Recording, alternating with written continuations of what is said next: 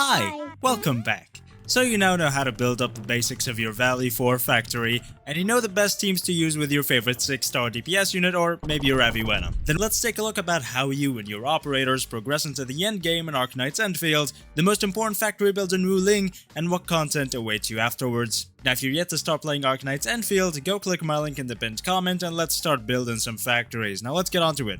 So first things first, up until level 80, all operators share the same materials: the bullets, the dendras, the Nyx rocks, the discs, and the prisms. To progress through the mid-game, all you do is just get as many as you can of everything. You can obviously get these through sanity farming in protocol spaces, or you can get them from the extra gacha currency or with stock bills and stock redistribution.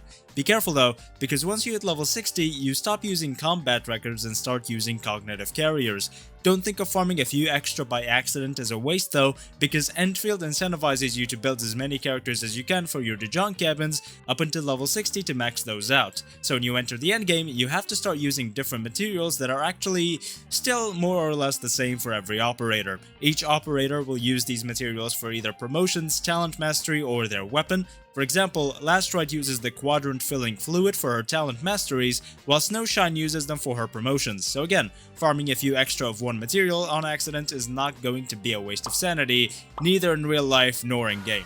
Then when you have your characters fully leveled up, the next two things to do are very simple. First things first, you're going to want to start spending some time on your Wuling factory, but actually also not as much as the Valley 4 factory if you've min-maxed it, because there isn't much content in Wuling yet. Although there are two builds at least that you need to create, and those are the Xiranite component crafting and the Wuling batteries. There's an issue though. So far in Endfield, you can only create 2 Forges of the Skies in your Wuling factories, meaning your Xiranite per minute is currently capped at 60. So what I recommend is first using normal LC, SC or HC Valley batteries for your Wuling factory, setting up your 2 Sky Forges, then getting your Xiranite components up and running, which by the way is incredibly simple. All you need to do is paste this compacted Xiranite blueprint on both sides of your AIC to create 60 Xiranite per minute, then create this Xiranite component build. Once you've got a few thousand of those in your depot, you want to divert the Xiranite from one forge into creating Wuling batteries, and then divert one Xiranite input along with 3 dense Originium powder inputs to create the Wuling batteries. Again, for now, you can use LC, SC, and HC Valley batteries to keep power in your Wuling factory.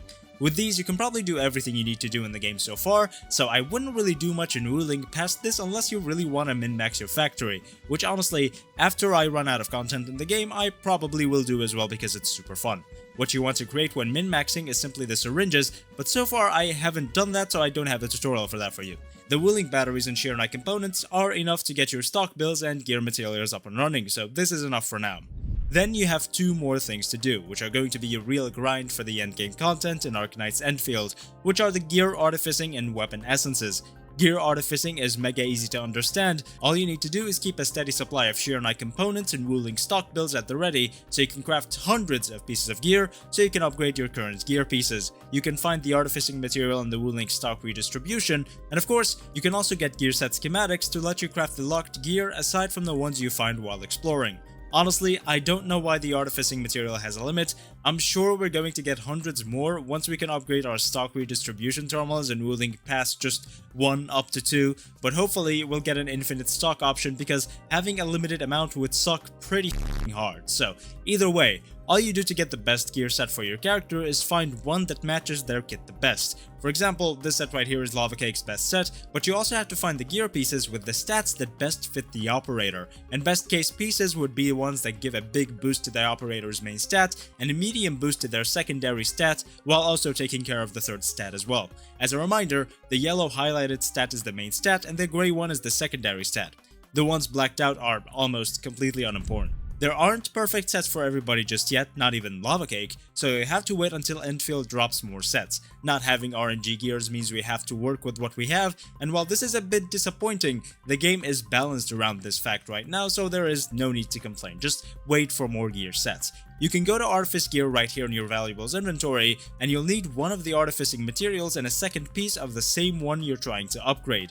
Choose one of the stats you want leveled up, and you're good to go, but this ends up costing quite a lot of stock bills, so what I recommend is setting up all your batteries first and then doing a bunch of stock trading to get as much stock bills as possible to get your true gearing set up. The next thing to do will be the weapon essences, which are way more similar to relics, artifacts, or echoes, except they are put on your weapon, not on your character. You only need 1 per weapon, not 5 or 6, and they're also barely RNG at all. Each weapon has its own type of essence that can be equipped, and all you have to do is farm the energy alluvium that contains the essence your weapon needs, and find one that boosts all of its 3 substats. Then you can etch the essences to make them stronger, and it's kinda like gear artificing, except it doesn't require an artificing material, just another essence, and it doesn't require stock builds or T-creds. Etching is also capped out by the weapon's potential level. Each potential level will increase the etch level by 1, and you can only etch an essence's stats to 9 on a fully maxed weapon.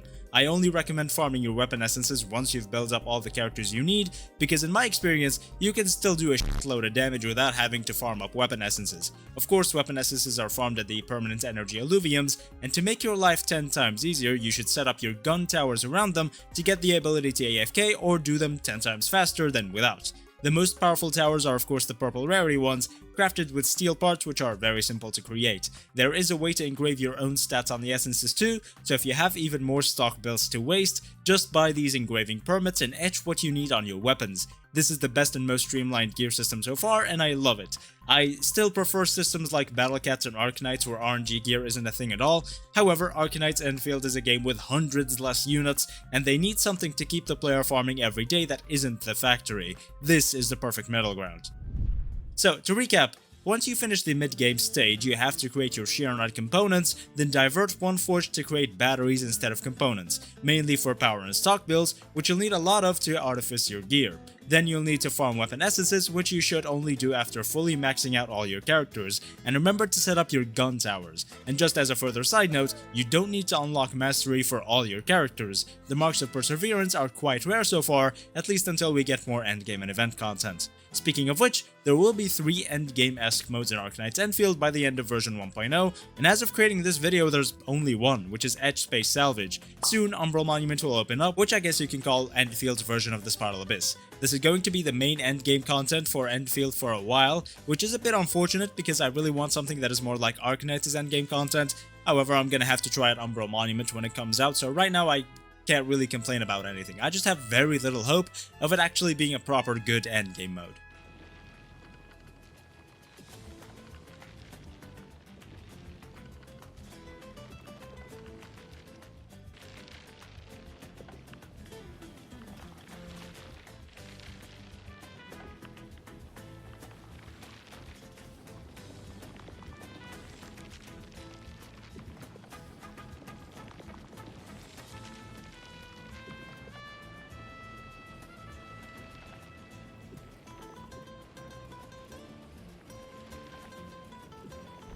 Either way, that's going to be everything I have for you today. Pretty short video, but I think we've covered everything we needed to. So thank you so much for watching. Make sure to like, comment, and subscribe for more content like this in the future, and join the Express Discord server for a fun and lovely community to hang out with. Thank you again for watching, and I will see you next time.